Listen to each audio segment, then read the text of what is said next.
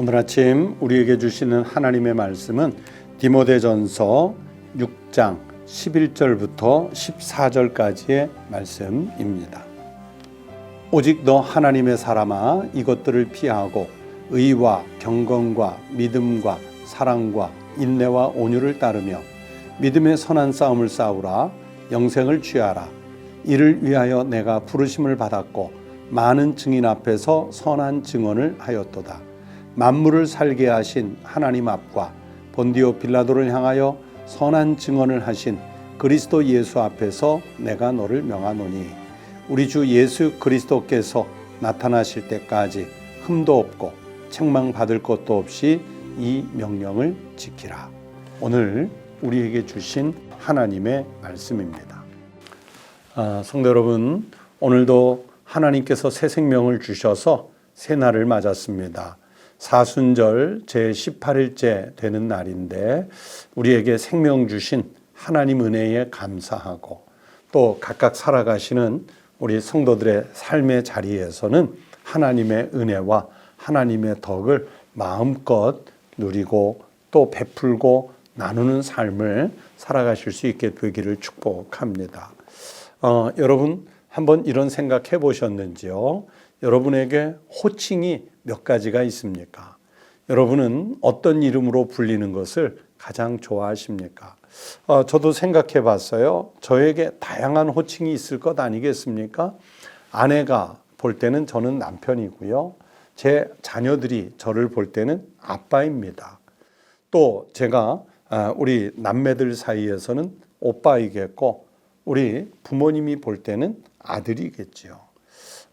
그렇게 가정에서는 남편으로, 아빠로, 아들로, 오빠로 살겠고, 그리고 교회에서는 또 하는 일 직책에 따라 목사님 또는 당회장님 이런 명칭으로 불릴 수가 있겠고, 또 학교에서 학생들을 가르칠 때는 또는 무슨 패널들과 토의하러 나갔을 때는 교수님, 박사님 이렇게 불릴 때도 있고요. 제가 관여하는 여러 기관들에서 제가 만약에 이사를 맡고 있으면 이사님, 이사장을 맡고 있을 때는 이사장님, 또 서기를 맡고 있을 때는 서기님, 이런 그 호칭들을 듣습니다. 어떤 일을 하느냐, 또 그 사람들이 저를 어떻게 대하느냐에 따라서 이 많은 다양한 호칭들 속에 어느 것 하나를 선택해서 그의 적절한 이름을 불러주는 거지요. 그러면서 생각해 봤습니다. 사람은 어떻게 불리느냐에 따라서 그 가치가 달라지는 거예요. 가족들에게 불리는 호칭은 가족들에게 가치가 있는 것이고, 교회에서 불리는 호칭은 교회에서 가치가 있는 것이고, 사회에서 불리는 호칭들은 또 그 사회 속에서 그만한 가치가 있게 되는 것입니다. 그런데 여러분, 우리에게 가장 중요한 호칭은 무엇이라고 생각하십니까? 성경에서는요, 모세나 엘리야 또는 선지자들, 이런 분들을 부를 때 하나님의 사람이라고 불렸어요. 어떤 중요한 호칭들이 많더라도요, 하나님의 사람 이렇게 불리는 것만큼 정말 강력한 호칭이 또 있을 수 있겠습니까? 또 모세나 엘리야 선지자들뿐만이 아니라 오늘 본문의 이 디모데도요, 여러분 하나님의 사람이라고 불렸습니다. 오늘 11절에 보면 오직 너 하나님의 사람아. 다윗이 디모데를 부르는데요, 아들아 이렇게 부르는 때도 있었지만 너 하나님의 사람아. 여러분, 이것만큼 강력한 호칭이 또 어디 있겠습니까? 그리고 영광스러운 호칭이 또 어디 있겠습니까? 여러분, 하나님의 사람이란 무슨 뜻이겠습니까? 그분의 가치나 목적, 방향이 전적으로 하나님께 맞추어진 사람이라는 뜻 아니겠습니까? 모세가 그랬고, 엘리야나 엘리사나 선지자들이 그랬고요. 또 무수한 우리 신앙의 선진들이 하나님의 사람이라고 그렇게 불릴 때는요, 자신의 인생의 가치, 인생의 방향, 인생의 목적이 다 하나님께 맞추어진 삶을 살았기 때문에 당당하게 그런 호칭으로 불릴 수가 있었던 것입니다. 바로 그랬던 것처럼 디모데도 바울이 볼 때 거기에 맞춰진 사람이었던 거예요. 여러분, 이렇게 하나님의 사람이라 불릴 수 있는 사람은요, 언제나 다른 어떤 것이 아니라 하나님께 소망을 두며 사는 사람들을 일컫는 것이겠지요. 오늘 본문 뒤에 17절의 말씀, 디모데전서 6장 17절의 말씀을 제가 여러분에게 한 번 더 읽어드리겠습니다. 내가 이 세대에서 부한 자들을 명하여 마음을 높이지 말고 정함이 없는 재물에 소망을 두지 말고 오직 우리에게 모든 것을 후히 주사 누리게 하신 하나님께 두며. 여러분, 마음을 어디에 두라고요? 하나님께 두며. 그랬을 때 하나님께 소망을 두며 사는 사람들이 하나님의 사람아 하고 불릴 자격을 갖추게 되는 거예요. 그렇다면 여러분, 성경에서 말씀하시는 하나님께 소망을 두고 사는 하나님의 사람은 어떻게 살아갈까요? 물론 제가 앞에서 가치나 목적, 방향이 전적으로 하나님께 맞추어진 사람이라 했는데, 오늘 이 본문에서 말씀하는 하나님의 사람은 어떻게 살아갈까요? 그 두 가지를 여러분에게 말씀드리려고 합니다. 첫째는요, 믿음의 선한 싸움을 싸우는 사람입니다. 본문 12절 말씀을 읽어드리겠습니다. 믿음의 선한 싸움을 싸우라, 영생을 취하라, 이를 위하여 내가 부르심을 받았고 많은 증인 앞에서 선한 증언을 하였도다. 믿음의 선한 싸움을 싸우는 거예요. 본문 앞에 3절부터 10절을 보면요, 여러 가지 헛된 싸움들이 나오거든요. 쓸데없는 변론을 하는 경우, 언쟁을 하는 경우, 주어진 환경에 자족할 줄 모르고 돈을 사랑하기 때문에 믿음에 떠나서 많은 근심에 빠지는 경우들, 여러분, 이런 것들이 다 헛된 싸움이에요. 세속적인 싸움이에요. 이런 일들은요, 헛된 싸움은 우리의 영혼으로 하여금 근심에 빠지게 만들어요. 하나님이 없기 때문에 생기는 싸움, 그 싸움이 바로 헛된 싸움입니다. 하지만 하나님의 사람은요, 어떤 싸움을 싸우느냐? 하나님의 의와 하나님의 경건과 또 믿음과 사랑과 인내와 온유를 따르고자 하기 때문에 그 싸움을 싸우는데, 이것은 믿음을 위한 선한 싸움이고, 이 믿음을 위한 선한 싸움에서 이긴 사람에게 하나님께서 하늘나라의 상급, 승리의 면류관을 씌워 주시는 거예요. 여러분, 우리가 예배 시간 끝나고 나서 예배당 밖에 나가면요, 그곳이 가정이 됐든 일터가 됐든 이웃들 속이 됐든 세속으로 뛰어들면 우리가 헛된 싸움을 해야 할 것이냐, 또는 믿음의 선한 싸움을 싸워야 할 것이냐, 선택의 기로에 놓이게 됩니다. 여러분의 삶의 자리에서 헛된 싸움, 쓸데없는 변론이나 언쟁, 자족할 줄 모르고 돈을 사랑하고 믿음에서 떠나 많은 근심에 빠지게 하는 그런 것들은 마음에서부터 싹 버리시기를 바랍니다. 그리고 어떻게 하면 하나님의 의와 경건과 믿음의 사랑과 인내와 온유를 이루는 싸움을 살 것인가 하면서 그 믿음의 선한 싸움을 싸우는 담력을 얻으시기 바랍니다. 그래서 이 싸움에서 승리하셔서 하나님께 영광을 돌리고 여러분의 삶의 자리는 풍성해지는 축복이 있으시기를 축원합니다. 또 두 번째는요, 하나님께 소망을 두고 사는 사람 어떻게 사는지, 두 번째는 흠도 없고 책망받을 것도 없게 하기 위해서 명령을 지킵니다. 누구의 명령을 지키겠습니까? 당연히 하나님의 명령을 지키는 사람이에요. 오늘 본문 말씀 중에 끝자락인 14절 말씀을 다시 읽어드리겠습니다. 14절 말씀을 보십시오. 우리 주 예수 그리스도께서 나타나실 때까지 흠도 없고 책망받을 것도 없이 이 명령을 지키라. 하나님께서 주시는 이 명령을 지키래요. 여러분, 하나님께 소망을 두는 사람은요, 마지막 날 하나님 앞에 서게 될 날을 준비하는 거예요. 갑자기 하나님 앞에 덜컥 섰는데 준비한 것이 없어서 그저 공허한, 그저 빈, 아무것도 갖지 못한, 열매 없는, 결실 없는 그 모습으로 서면 어떻게 하겠습니까? 여러분, 공부를 잘하는 학생들이 갑자기 시험 현장에서 막 답을 잘 쓰는가요? 아니요.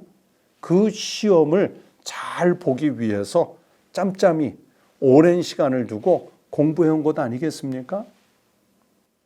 여러분, 직장에서 혹은 사업에서 성공한 사람이 어느 날 일확천금이 확 쏟아져서 그들이 그 사업이나 그 직장에서 성공하시던가요? 그렇지 않겠죠.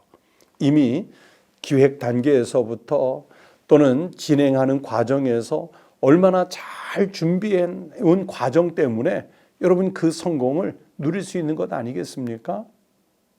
저는요, 우리 부목사님들에게 담임 목사가 될 준비를 많이 하라고 종종 이야기를 합니다. 앞으로 어떤 방향의 목회를 할 것인지, 어디에서 목회를 할 것인지, 또는 그에 따라서 갖추어야 할 방향성, 또는 설교 몇백 편 준비, 또는 그에 필요한 학위를 취득하기 위해서 공부하는 준비, 기도의 준비, 말씀의 준비를 좀 잘 해놓으시라고 제가 종종 말씀드리거든요.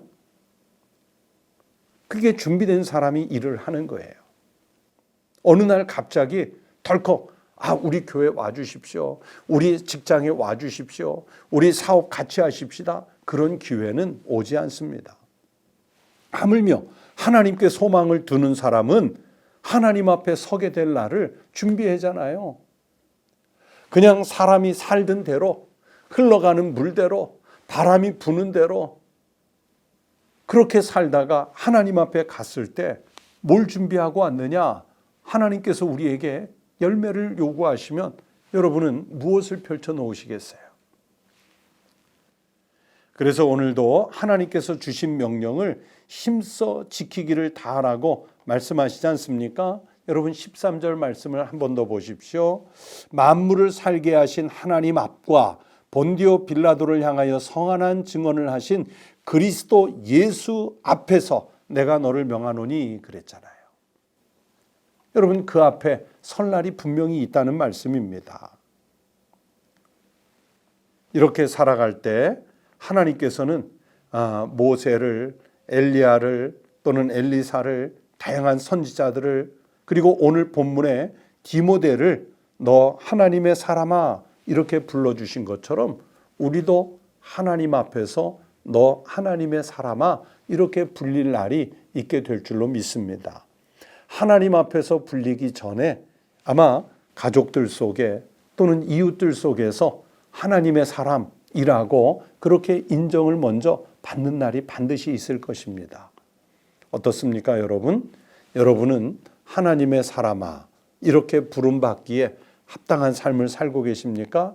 아니면 교회는 오래 다녔고 또 성경의 신앙생활은 익숙하게 아는 것 같지만 하나님의 사람이 아닌 세속의 사람으로 살고 있는 것은 아닌지요? 여러분 이 사순절 기간 동안 하나님의 사람아 불리는 그런 삶을 살아가시기를 바랍니다. 그리고 평생을 하나님의 사람으로 부름받기에 합당한 삶을 살아가시기를 축복합니다. 기도하겠습니다. 하나님 아버지, 디모데를 부르실 때에 너 하나님의 사람아 하고 부르신 것처럼 우리도 하나님의 사람으로서 하나님 앞과 또 세상 앞에서 전혀 부끄럽지 않은 그런 신앙에 부합한 삶을 살게 하여 주시옵소서. 생명이 위협을 받아 경각에 달렸을 때도 전혀 흔들리지 않았던 모세처럼 또는 여호수아처럼 또는 엘리야를 비롯한 선지자들처럼 예수님의 제자들처럼 어떤 상황에서도 하나님의 사람답게 살았고 그 호칭에 부합한 인생이었던 것처럼 하나님 우리도 이 세상 속에서 하나님의 사람으로서 충분한 영적 삶을 살아갈 수 있게 하여 주시옵소서.